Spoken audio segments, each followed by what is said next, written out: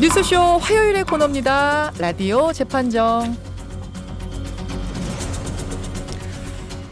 논란이 되고 있는 이슈나 인물을 저희가 스튜디오 재판정 위에 올려놓으면 변호인들의 변론을 들으시면서 배심원 자격으로 여러분들이 판결을 내려주시면 됩니다. 오늘도 두 분 모셨어요. 백성문 변호사님 어서 네, 안녕하세요. 오십시오. 백성문입니다. 조은원 변호사님도 어서 오세요. 네, 안녕하세요. 조은원입니다. 지금은 비 안 와요? 비가 거의 안 오는 것 같아요. 아, 조금 와요 지금도? 잠깐 안 오는 것 같아요. 잠깐. 아, 참 걱정입니다. 아니 그나저나 두 분은 변호사 되실 때 면접 같은 거 보셨어요? 보죠. 보죠. 예. 일단 연수원 들어갈 때도 보고 사실 보고 연수원 들어갈 때도 보고 또 취직할 때도 보고 그렇죠. 처음에 떨리죠. 예. 대입 때는 면접을 조은원 변호사님 저 대학 같은 경우는 본 것 같아요. 보신 세대죠. 네, 근데 백 변호사님 안 아닌 것 보신 같아요. 세대죠. 저도 이제 대입 때는 안 보신 세대인데 당황스럽네요. 이런 걸로 또 이게 수시냐 아니냐에 따라서 뭐 이렇게 차이가 있더라고요. 어쨌든 면접은 떨려요. 무슨 면접이든. 그런데 이제부터 전셋집, 월세집 구할 때도 면접을 봐야 될지 모르겠습니다. 새 임대차법 시행되고 그러니까 4년까지 세입자들의 거주가 보장이 되면서 집주인들이 세입자를 깐깐하게 고르겠다고 지금 세입자의 조건 뭐 이런 걸 나는 면접 보겠다 이런 글들이 온라인상에 돌고 있어요. 이게 뭐 우스개로 하는 소린지 실제로 이런 현상이 일어날지는 좀 두고 봐야겠습니다만 일단 소개를 하자면 이런 식이에요. 저는 이번에 전세 놓을 때 1. 반려동물 유무 2. 가족 수 3. 재직증명서 4. 소득증명서 및 신용등급 보고서 5. 구체적인 임차 이유 5. 6. 지지하는 정당을 보겠습니다. 그리고 결벽증 환영합니다. 아니 뭐 우스개겠죠. 근데 어떤 분이 답변 주실 거예요? 이게 법적으로 가능해요? 세입자 면접? 가능하죠. 가능해요? 그러니까 지금 좀 우스갯소리라고 하셨는데 우스갯소리가 안 될 거예요 앞으로. 아, 그래요? 그리고 세계적으로 그러니까 임차인을 강하게 보호하는 나라일수록 예. 임대인들이 임차인을 고를 때 굉장히 깐깐하게 고릅니다. 아, 그 추세예요? 예, 그건 뭐 일본도 마찬가지고요. 그러니까 지금 여러 가지 조건들 얘기하면서 웃으셨는데 네. 혹시 이제 앞으로 전세나 월세를 살 때 이런 임대인이 내미는 이런 조건들을 받아들여야 될 수도 있어요. 왜냐하면 말씀하셨던 것처럼 지금은 2년인데 예. 이제 2+2가 돼서 예. 사실 임차인에게 4년의 권한을 주는 거나 마찬가지이기 그렇죠. 때문에 뭐 차임을 제대로 낼지 아니면은 내가 원래 나의 집을 어떻게 관리할지 이런 것들에 대해서는 걱정이 되잖아요. 그러니까 이왕이면 내가 봐서 이 사람이라면 괜찮겠다 하는 임차인을 고르려고 할 거고 이거는 계약할 때 상대방을 누구랑 할지는 내가 정하는 거잖아요. 그러니까 계약자의 저는 원칙이라는 궁금한 게 거. 법적으로 문제가 없냐고요. 전혀 문제 없어요. 아, 그래요? 네, 맞습니다. 와. 왜냐하면 이제 법적으로는 계약을 할 때 계약을 할 수 있는 자유가 있잖아요. 계약 자유의 원칙이 있고 그러다 보면 그 조건들을 어떻게 설정을 하는지 당사자를 누구로 하는지는 순전히 당사자들 마음이에요. 어떻게 보면 집주인 마음인 그렇죠. 거죠. 임차인을 누구로 그러면 할지. 이런 면접 보는 거 아우 나 기분 나빠하면 안 보면 안 된다. 보면 되는 거고 거기서 안 살면 되는 건데 이제 이게 우리나라에서 아직 문화로 정착을 못했기 때문에 이런 말들이 나오고 있는 그렇군요. 거죠. 외국에는 이런 경우가 있군요. 그쵸. 알겠습니다. 그게 법적으로 좀 궁금했고 오늘 재판정 주제가 그건 아니에요. 그건 아니고 오늘 주제는 지난주에 크게 화제가 됐던 사건입니다. 로트와일러가 스피츠를 물어 죽인 사건인데 일단 제가 제목부터 외치고 설명드릴게요. 소형견을 물어 죽인 대형견, 맹견의 주인. 형사처벌 할 수 있다, 없다. 바로 이겁니다. 자, 조 변호사님. 무슨 일이에요? 일단 사건이 벌어진 건 지난 7월 25일이에요. 이제 한 열흘 정도 됐죠. 네. 은평구 불광동에서 골목길을 주인과 그리고 조그만한 강아지 하얀색 스피츠가 함께 산책을 하고 있었는데 갑자기 그 작은 강아지와 그 산책시키던 사람 옆으로 검은색 큰 강아지 로트와일러인데요. 이 강아지가 막 뛰어나와서 그 스피츠를 무는 거예요. 자, 이거는 CCTV의 영상으로 잡혔습니다. 그 CCTV 영상을 잠시 보시죠. 예. 자, 이렇게 큰 걷고 개를 있었는데 줄은 했어요. 네, 그 작은 목줄을 강아지가 하고 이제 주인이랑 산책을 하고 있는데 갑자기 큰 강아지가 나온 거예요. 튀어나와서 줄이 묶여져 있긴 했어요. 그런데 줄을 주인이 놓친 것 같고, 근데 입마개는 하지 않았던 거죠. 입마개는 안 하고 주인이 목줄은 했지만 목줄을 놓친 겁니다. 성인 3명이 저렇게 붙들고 있는데도 잡아떼지 못하고 결국에는 저 작은 강아지가 15초 만에 죽었다고 합니다. 세상에 15초 만에 길을 걷던 작은 강아지가 그냥 죽임을 당한 네. 와 이런 사건입니다. 뭐 몇 차례 이런 개물림 사고가 논란이 됐지만 이번에는 개가 개를 죽인 네. 사건이라서 네. 이 경우엔 도대체 어떻게 되는가? 지금 이 소형견의 견주는 개 주인은 형사처벌을 반드시 받게끔 하고 싶다. 이게 무슨 날벼락 같은 일이냐. 자식같이 키우던 개인데 네. 이런 입장이거든요. 여기에 대해서 법적으로 한번 들어가 보죠. 두 분의 입장은 저희가 임의로 나눠드렸어요. 백 변호사님 처벌 가능 쪽? 네, 저는 처벌 가능 쪽입니다. 가능 쪽을 맡아주시고 조 변호사님은 처벌 불가 쪽. 네, 그렇습니다. 무죄 쪽을 맡아주십시오. 여러분 의견 주십시오. 50원의 단문 100원의 장문 유료 문자 샵 1212 카톡 레인보우까지 열어놨습니다. 처벌 가능하다. 네. 백 변호사님. 일단은 만약에 이제 견주가 다쳤다면 처벌이 쉽습니다. 사람이면 네, 당연히. 그러니까 그 입마개를 하지 않은 상태에서 맹견이 사람을 물었으면 그건 동물보호법에 일단 처벌 규정이 있기 때문에 네. 사실 그 처벌은 문제가 아닌데 이 소형견이 이제 죽은 것 우리가 동물보호법에 동물 학대 내용 있잖아요. 이건 네. 학대는 아니에요.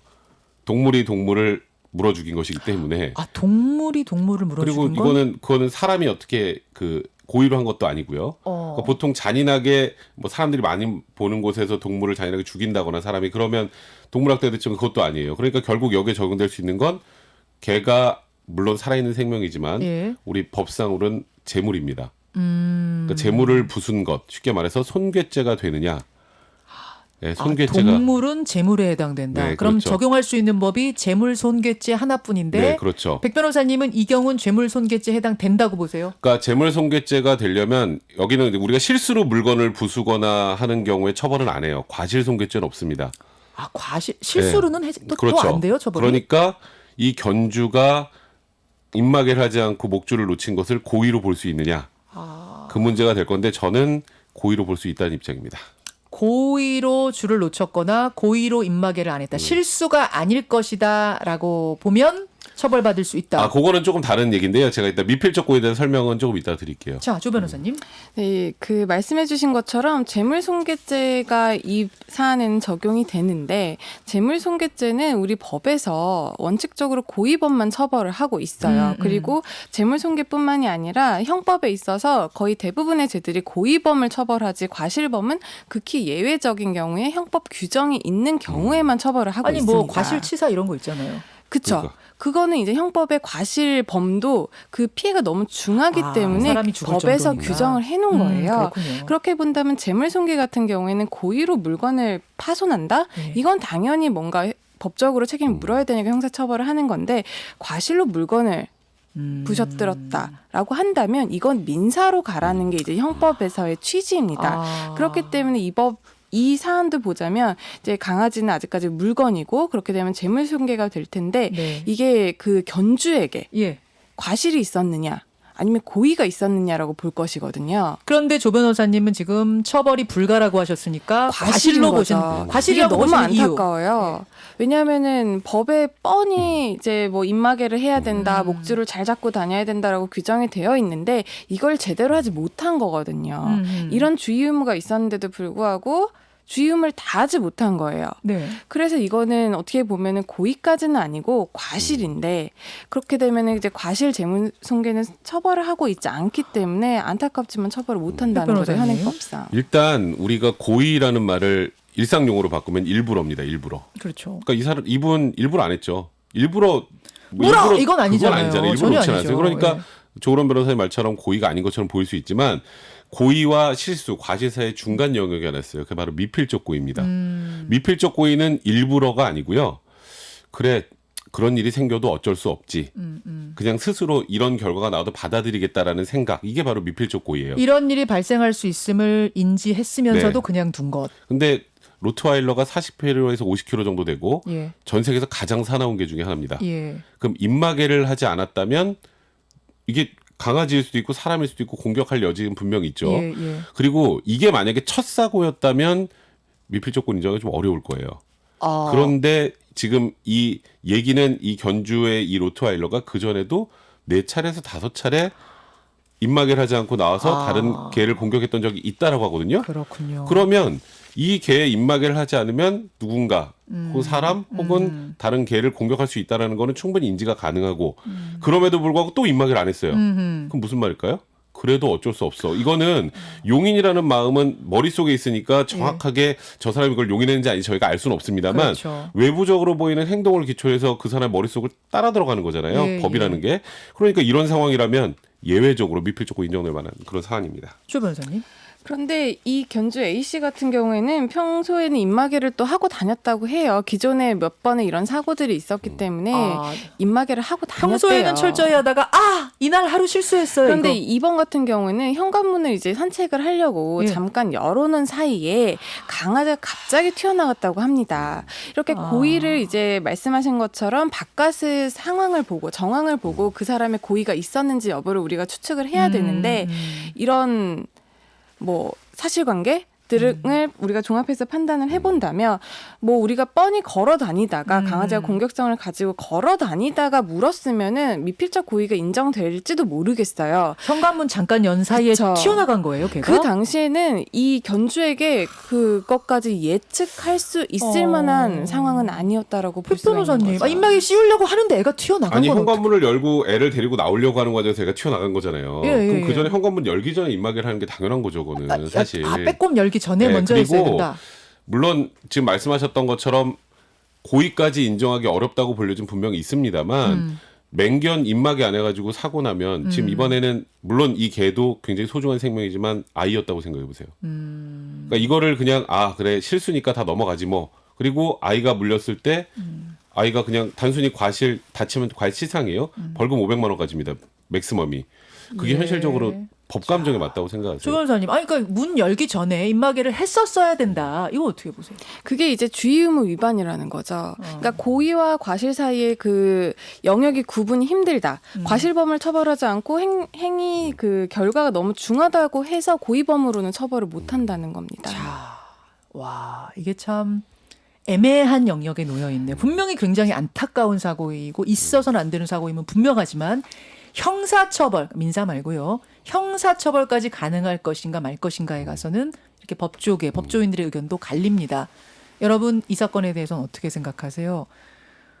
뭐 이게 딱 정답은 아니겠습니다만 법정에서는 또 어떤 결과가 나올지 모르겠습니다만 적어도 뉴스쇼 청취자들의 판결은 78대 22, 78%대 22%로 견주에 대한 형사처벌 가능하다 쪽에 손을 들어 주셨습니다. 근데 사실 제가 형사처벌 가능하다 그랬지만 쉽지는 않습니다. 아. 오늘은 역할을 맡다 보니까 그렇게 된 건데 저는 그래서 이건 법을 만들어야 된다고 생각해요. 여기서 우리가 잠깐만요. 무리하게 이거 중요해요. 네. 두 분 다 그러면 처벌이 법적으로 어렵다는 쉽지 않다 쪽이었어요. 쪽이셨어요, 원래? 그런데 제가 이제 이쪽 억지로 미필 쪽과 나눈 거예요? 관련된 걸 설명을 드리려고 이쪽을 맡았는데 예. 이게 법정에 가게 되면 만약에 기소라더라도 무죄 나올 가능성이 훨씬 높습니다. 그렇군요. 그래서 이걸 확인하기 위해서 저는 확실하게 하기 위해서는 예. 동물보호법 개정이 필요하다는 얘기를 해드리고 싶습니다. 여기까지 오늘 생각해볼 중요한 지점이었습니다. 두 분 고맙습니다. 감사합니다. 감사합니다. 백성문 변호사, 조을원 변호사였습니다.